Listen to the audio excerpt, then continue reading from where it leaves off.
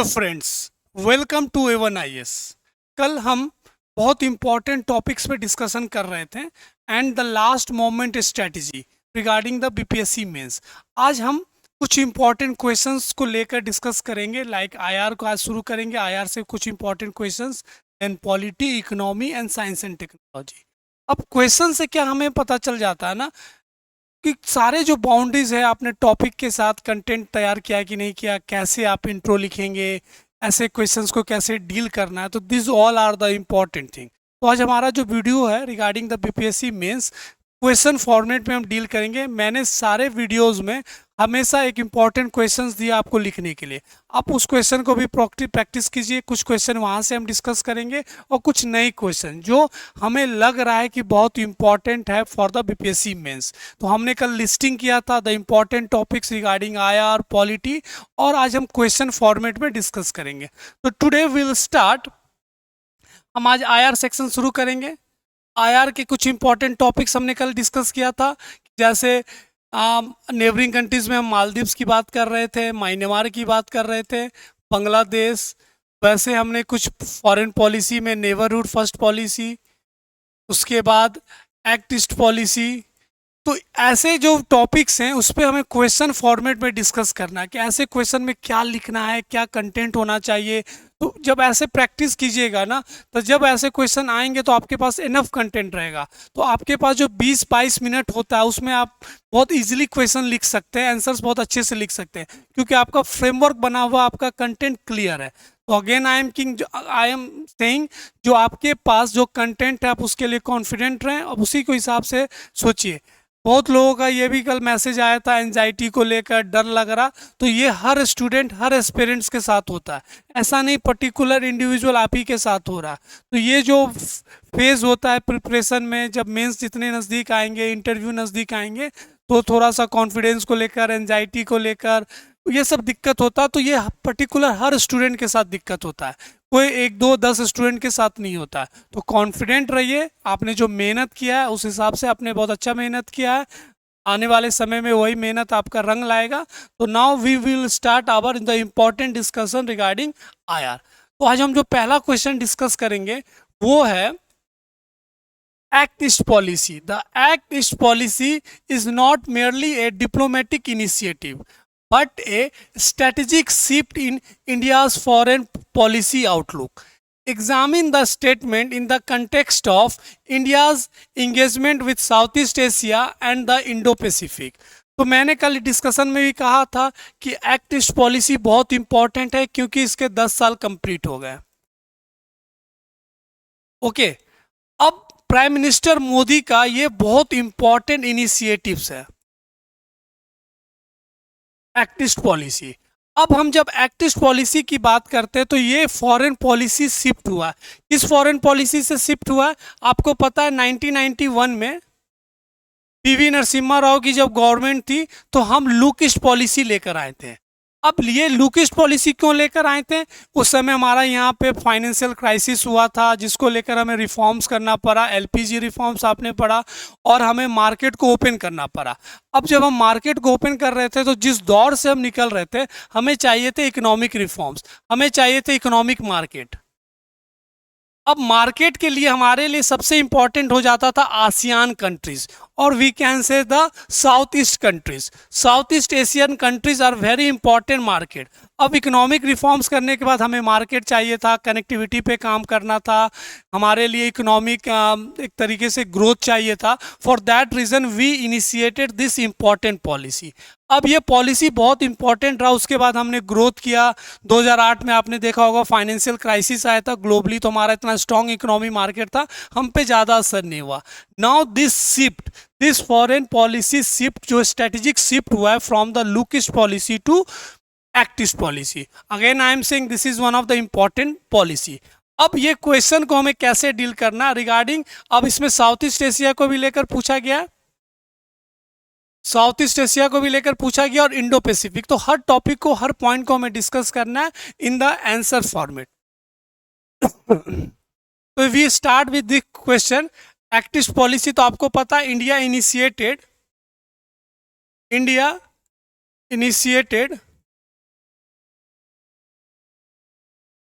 This policy in 2014, active policy 2014 में लाया। Merely आप कह सकते हैं basic, initially we can say this is the initiative, और we can say future of the active policy. जो लुकिश पॉलिसी था उसका एक तरीके से प्रेडेसर की हम बात कर रहे हैं या सक्सेसर की हम बात कर रहे हैं। तो लुकिश पॉलिसी जो था उससे लुकिस्ट पॉलिसी जो से हम कहाँ कन्वर्ट किए, एक्टिव पॉलिसी। तो अगेन जब हम एक्टिव पॉलिसी की बात करते हैं, इसमें कुछ इंपॉर्टेंट पॉइंट्स हमेशा याद रखिएगा। When we talk about the look east policy, ये टोटली इकोनॉमिक पॉलिसी था, इकोनॉमिक पॉलिसी था। When we talk about active policy, ये economic plus strategic, economic plus strategic. अब economic again the ASEAN market, जितनी ASEAN की जो इंपॉर्टेंट 10 कंट्रीज है वो बहुत बड़ा मार्केट है। स्ट्रेटेजिक क्यों? क्योंकि चाइना का धीरे धीरे डोमिनेंस बढ़ते गया, चाइना का dominance in the south east Asian countries. दूसरा, जो ओशियन पे कंट्रोल था, जो साउथ चाइना सी को लेकर हो या इंडो पैसिफिक रीजन हो, वहाँ पे भी चाइना का कंट्रोल बढ़ते गया। There is the clash between the ASEAN countries and China. जो फिलीपींस, वियतनाम और ये सब जो कंट्रीज था उनके साथ चाइना का क्लैश होने लगा रिगार्डिंग द सॉवरेनिटी, और आप बोल सकते हैं टेरिटोरियल एक तरीके से जो हेजिमनी था वो कंट्रोल करना चाहती है चाइना साउथ चाइना सी में। एंड यू नो दैट कि साउथ चाइना सी है abundant resources of the fossil fuel, hydrocarbon, बहुत सारे अर्थ, रेयरेस्ट अर्थ मिनरल के रिसोर्सेस है। तो साउथ चाइना सी एक अलग इंपॉर्टेंट जोन बना हुआ, एक इंपॉर्टेंट जियो पॉलिटिकल थिएटर बना। तो इसको भी ध्यान में रखते हुए India have launch their important active policy under Modi tenure in 2014। इसका दो इंपॉर्टेंट पर्पस था, इकोनॉमिक प्लस जियो स्ट्रैटेजिक, और वी कैन से स्ट्रैटेजिक। हम जब इकोनॉमिक की यहाँ बात करते हैं तो वी नो दैट कि हमारे लिए जो इम्पोर्टेंट $30 ट्रिलियन इकोनॉमिक बनना है या $5 ट्रिलियन इकोनॉमिक बनना, उसमें ASEAN market will play critical role. India का जो फेज है now become the manufacturing hub बनना है, इन स्टार्टअप इकोनॉमी को बढ़ाना, this all are the important area जिसमें आसियान मार्केट का बहुत इंपॉर्टेंट रोल है। तो ये सब जो गोल्स को अचीव करना है through the ASEAN market and through this policy. When we talk about the strategic, तो चाइना को कंट्रोल करना है, साउथ चाइना सी हो या इंडो पैसिफिक रीजन पे डोमिनेट बनाना है, हेजिमनी को कंट्रोल करना है। इसके लिए हमने इस पॉलिसी के थ्रू इनिशिएटेड। अब भारत ने नेक्स्ट क्या, इसी में हम कुछ इंपॉर्टेंट डिस्कशंस करते हैं, देन यू अंडरस्टैंड द कि क्वेश्चंस कैसे लिखिएगा। तो उसके बाद हमने देखा कि जो स्ट्रेटेजी की हम बात करते हैं तो आपको ही पता है, फिलीपींस के साथ हो या वियतनाम के साथ हो, India have initiated so many thing as a economic और strategically. ONGC Videsh limited, ONGC Videsh limited have successfully, आप बोल सकते हैं उनको एक डील मिला है रिगार्डिंग द वियतनाम एक्सप्लोर करने का हाइड्रोकार्बन। फिलीपींस के साथ हो या अदर कंट्रीज आसियान के साथ हम ब्रह्मोस मिसाइल का डील कर रहे हैं रिगार्डिंग द एक इम्पॉर्टेंट हेजिमनी को कंट्रोल करने के लिए। तो ये सब स्ट्रेटेजिक फीचर्स है, स्ट्रेटेजिक मेजर्स है regarding the active policy to control the China hegemony in the South China Sea, particular the Indo Pacific region. तो ये सारे पॉइंट्स आपको पता होना चाहिए। When you see the question, when see the question, India acts policy diplomatic initiative but a strategic shift in India's foreign। तो ये strategic shift आपको मैंने बताया कुछ इंपॉर्टेंट पॉइंट्स को ध्यान में रखते हुए। उसके बाद बोला जा रहा है examine the statement in the context of India's engagement in the south east Asia. तो साउथ ईस्ट एशिया में जो जो भारत का इंगेजमेंट उस पर ध्यान रखना है आपको, एंड द इंडो पैसिफिक। तो साउथ ईस्ट एशिया में क्या क्या भारत का इंगेजमेंट है। अगर आप इकोनॉमिक की बात करें तो इंडिया एक one of the important bilateral trading की अगर हम बात करें तो आसियान के साथ भारत का बहुत स्ट्रॉन्ग रिलेशंस है, बायलैटरल ट्रेड है, वो एक इकोनॉमिक पॉइंट ऑफ व्यू है। दूसरा, अगर हम स्ट्रेटेजिकली बात करें तो फिलीपींस को ब्रह्मोस मिसाइल सेल करना, उसके बाद ONGC विदेश का डील क्रैक करना, उसके बाद बहुत सारे important strategic point of view देखिएगा, अदर ग्रुपिंग्स में हो, क्वाड में पार्टिसिपेंट या क्वाड का मेंबर बनना, this all are the important region जहाँ पे हम स्ट्रेटेजिकली बात कर रहे हैं साउथ ईस्ट एशियन को ध्यान में रखते हुए, इंडो पैसिफिक रीजन को ध्यान में रखते हुए। तो this all are the important areas जहाँ पे भारत बहुत इंपॉर्टेंट रोल प्ले कर रहा है। अब इसमें बात हो रहा है कि भारत के क्या क्या इंपॉर्टेंट इनिशिएटिव्स है, तो आप वहाँ पे एग्जाम्पल में लिख सकते हैं बिम्स्टेक। उसके बाद Bharat more focus regarding their ocean diplomacy और Sagar vision. India have a healthy relations regarding the all foreign countries regarding the ASEAN के साथ बहुत स्ट्रॉन्ग रिलेशंस है, बहुत सारे कनेक्टिविटी प्रोजेक्ट कर रही है, जैसे IMT India Myanmar Thailand, BBIN Mekong Ganga cooperation. तो this all are the important initiatives taken by India to make a strong presence in the south east Asian. तो जब क्वेश्चंस आएंगे तो आप उसको ब्रेक कीजिएगा तो बहुत अच्छे से डील कर सकते हैं।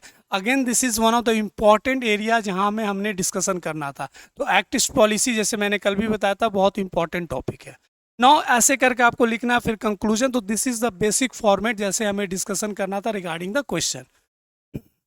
नाउ मूविंग फॉरवर्ड, अगेन दूसरा क्वेश्चन हम देखते हैं, अगर ग्रुपिंग को देखते हुए क्वाड, मैंने कल बताया था कि क्वाड बहुत इंपॉर्टेंट एरियाज है जहां पे इसमें क्वेश्चन आ सकता है। Discuss the concept of de dollarization in the global economy, how India is contributing to and benefiting from the efforts of BRICS countries to reduce their reliance on the US dollar in international trade and finance. Analyze the opportunity and challenges faces in India process. तो this type of questions आ सकता है, थोड़ा सा दो question को club किया हो, D dollarization को लेकर हो या ग्रुपिंग्स को लेकर हो। तो ये current affairs plus international relations की आप बात कर सकते हैं। तो आप इस ऐसे क्वेश्चंस को कैसे डील करना है, start with the discuss the concept of de dollarization कह रहा, तो आपको यहाँ पे डिफिनेशन ऑफ डी डॉलराइजेशन लिखना है। Definition of de-dollarization. De-dollarization can be defined as to reduce the dependency of US dollar in the term of trade, finance और the global market. तो बेसिकली हम डॉलर का जो एक तरीके से हेजीमनी है, डोमिनेंस है, उसको रिड्यूस करने को ही डी डॉलराइजेशन कर रहा है। अब कहाँ कहाँ पे करना है, तो ट्रेड में, ग्लोबल मार्केट में, फाइनेंस में, सब जगह। तो इसको एक्सप्लेन करना है पहले डी डॉलराइजेशन को लेते हुए। अब दूसरा पार्ट में कह रहा how India is contributing to and benefiting from the efforts of BRICS.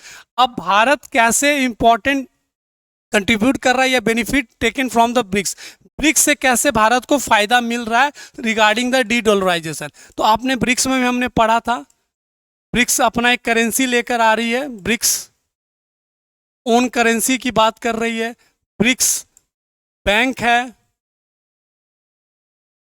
जिसको न्यू डेवलपमेंट बैंक बोलते हैं, ब्रिक्स का अपना शॉर्ट टर्म क्राइसिस होता है तो उसको डील करने के लिए CRA है, और भी बहुत सारे इंपॉर्टेंट इनिशिएटिव्स है, कंट्रीज लाइक रसिया, UAE, जहाँ पे रुपी में या वहाँ के लोकल करेंसी में, कि अगर आप रसिया से सामान ले रहे हैं तो इंडिया रसिया से कोई सामान ले रही है तो देयर ओन करेंसी में आप डील कर सकते हैं।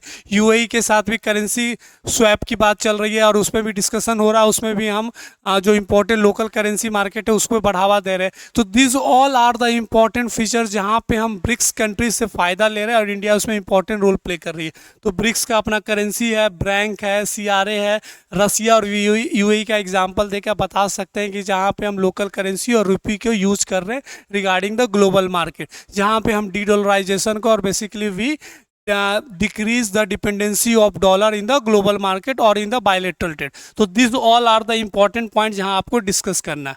दूसरा अगर हम बात करते हैं analyse the opportunities and challenges. Opportunities में भी हमें पता बहुत सारे एग्जांपल्स आप है, UAE का, रसिया का दे सकते हैं, जहाँ पे रूबेल मैकेनिज्म आप एग्जांपल दे सकते हैं, UAE का एग्जांपल दे सकते हैं। तो this all are the important opportunity. जैसे रसिया के साथ भारत बहुत सारे फॉसिल फ्यूल्स या जो ऑयल इंपोर्ट कर रही है उसमें बहुत सारे इंपॉर्टेंट डील्स साइन कर रही है, UAE के साथ भी ऐसे इंपॉर्टेंट डील साइन कर रही है। यहाँ तक जो S-400 है उसमें भी इंडिया लोकल करेंसी यूज़ कर रही है। तो this all are the opportunities जहाँ पे ये डी डॉलराइजेशन की हम बात कर रहे हैं, जो एक क्लैश बना हुआ है। वेस्टर्न कंट्रीज जो सेंसन्स लगा रही है, यूएसए जो बहुत सारे सेंसन्स लगा रहे हैं, वो भी बहुत सारा अपॉर्चुनिटीज़ पैदा कर रही है भारत के लिए।